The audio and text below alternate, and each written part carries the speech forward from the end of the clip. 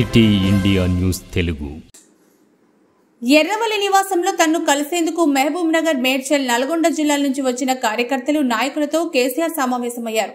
తన పట్ల తెలంగాణ సమాజం చూపుతున్న ప్రేమాభిమానాలకు కేసీఆర్ ధన్యవాదాలు తెలిపారు. అయితే తన్ను కలిసేందుకు ముందస్తు సమాచారంతో మాత్రమే రావాలంటూ మరోసారి కార్యకర్తలకు, అభిమానులకు కేసీఆర్ విజ్ఞప్తి చేశారు.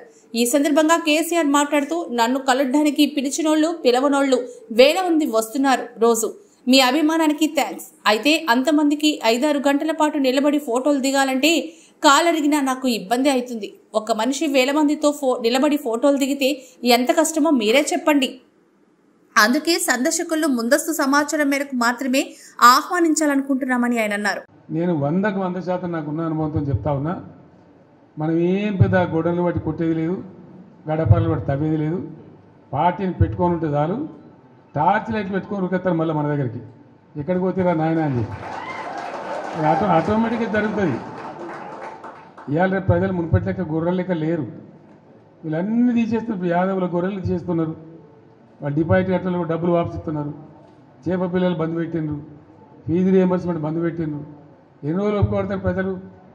వాళ్ళు చూస్తారు, టైం దాకా చూస్తారు. ఉన్నాయన్నీ ఎత్తేసి మేము 1, 2 ఇస్తామని, 2, 4 ఇస్తామని నరికి అసలు మోసం తెచ్చినట్టు ఉన్నాయే పీక్ పారైతే ఇదేం అన్యాయం అని చెప్పి తప్పకుండా ఆల్రెడీ ఆలోచన చేస్తున్నారు. ప్రజల్లో తిరుగుబాటు ధోరణి వస్తుంది. డెఫినెట్గా మంచిగా బ్రహ్మాండంగా మళ్ళీ మనమే గవర్నమెంట్కి వస్తాం. ఇప్పుడు జరిగింది చాలు. ప్రజలకు ఏమైందంటే అక్కడక్కడ ఇప్పుడు వస్తున్న అనుభవాలు కఠినంగా ఉన్నాయి. ఇక చాలనుకుంటారు. మళ్ళీ తప్పిపోయి కూడా కాంగ్రెస్కి ఏతరా బాబు అనేటువంటి అభిప్రాయానికి వస్తారు. కాబట్టి మనకి ఏం ఇబ్బంది లేదు. ఇప్పటిదాకా జరిగింది కూడా బీఆర్ఎస్ విజయగాథనే. ఈ పీరియడ్లో కూడా మనం పనిచేస్తూ ఉండాలా, తోచినంతలో ప్రజలు ఎంబడి ఉండాలా, ప్రజల సమస్యల్లో వాళ్ళు ఎంబడి ఉండి పోరాటం చేయాలా. మీకు ఏదైనా మంచి చెడ్డ అయితే పార్టీ చూసుకుంటుంది, పార్టీ మీకు అండదండగా ఉంటుంది. మీరు ఇంత పెద్ద ఎత్తున లార్జ్ స్కేల్లో మహబూబాబాద్ నుంచి, కొంత మన మేడ్చల్ నుంచి, మన నల్గొండ జిల్లా నుంచి నాయకులందరూ వచ్చినారు. చాలా సంతోషం.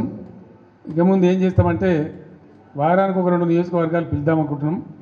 మీరు వట్టిగా మధ్యలో దీన్ని రావడం కాకుండా ఇక్కడనే మంచిగా మనకు భోజనశాల కూడా ఉంది.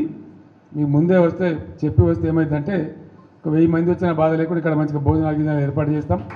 మనం కాసేపు మంచిగా మాట్లాడుకోవచ్చు. అది నియోజకవర్గాల డేట్లు మేము త్వరలో ప్రకటిస్తాం. ఆ ప్రకారం వచ్చినట్టయితే కాన్స్టిట్యున్సీ బై కాన్స్టిట్యున్సీ ఈజీ ఉంటుంది. ఒకసారి ప్రజా జీవితంలో పబ్లిక్ లైఫ్లో ఉంటామని నిర్ణయించుకున్న తర్వాత ప్రజలు ఏ పాత్ర ఇస్తే ఆ పాత్రలో పనిచేస్తూనే ఉండాలి. అది రాజకీయ నాయకుని యొక్క, రాజకీయ కార్యకర్త యొక్క లక్షణం అయి ఉండాలి. అదే నిజమైన రాజకీయం. లేకపోతే రాజకీయాలకు, ప్రజా జీవితానికి అసలు అర్థం లేదు, ఒక లక్ష్యం కూడా లేదు. అది గుడ్డెద్దు చేనులో పడి మేసినట్టుగా ఉంటుంది. ఇది ఒక నిరంతర ప్రక్రియ. ఈ ప్రక్రియను ఒకసారి మనం ఈ జీవితాన్ని ఎంచుకున్న తర్వాత, నేను రాజకీయాలలో ఉండాలి, నేను ప్రజా జీవితంలో ఉండాలి అని ఒకసారి అనుకున్న తర్వాత నిరంతరం పనిచేస్తూనే ఉండాలి. మేము అధికారంలో ఉంటేనే లెక్క, మాకు పవర్ ఉంటేనే లెక్క. అందుకోసం మీ అందరికీ నేను మనవి చేసేది ఏంటంటే, మన పిఆర్ఎస్ పార్టీది ఒక ఉజ్వలమైన ప్రస్థానం. మనది విజయగాథ, అపజయగాథ కాదు. ఎవడున్నారండి 2000 సంవత్సరంలో తెలంగాణకు? మర్చిపోయినాం కదా మనం అందరం కూడా. ఎక్కడ తెలంగాణ, ఏం తెలంగాణ? నన్నే అన్నారు చాలామంది, తెలంగాణ పోదాం రాదంటే క్యా దుకాణంలాగా సాబ్ అని మాట్లాడింది. అంత దారుణంగా మర్చిపోయింది. కంప్లీట్ బానిసలం అయిపోయినాం కదా ఆ రోజు. మన భాషను మాట్లాడడానికే భయపడ్డ రోజులు అది. మన సొంత మాతృభాషను బషీర్బాగ్లో కాల్చివేయటం ఇవన్నీ జరిగిపోయిన తర్వాత ఒక దశలో ఇంకా లాభం లేదని ఒక పిడికెడు మందితోని ఆనాడు చంద్రబాబు నాయుడు ప్రభుత్వం ఉండే రాష్ట్రంలో అతని చేతిలో 29 మంది ఎంపీలు, 185 ఎమ్మెల్యేలతో గెలిచిండు. 20 ఏళ్ళు రాజ్యంలో ఉంటా అంటాడు. పేపర్లు, మీడియా అంతా ఆయన చేతిలో, సినిమా పరిశ్రమ వాళ్ళ చేతిలో, మొత్తం పరిశ్రమలు వాళ్ళ చేతిలో. వాళ్ళు గీసిందే గీత, వాళ్ళు రాసిందే రాత. ఆనాడు నేను తెలంగాణ రాజకీయం మొదలుపెట్టిన. ఎంత ధైర్యం కావాలా? చిన్న విషయమేనా?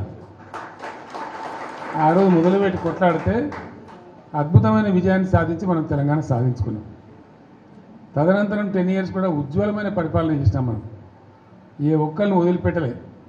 సరే ఓట్లు వచ్చుడు రాకపోవడం పక్కన పెట్టండి. ఓట్లు మనకు మొత్తమే రాలేదని కాదు, మనం 39 ఎమ్మెల్యేలు గెలిచినాం. తర్వాత 1.8%తో మనకు ఓటమి వచ్చింది.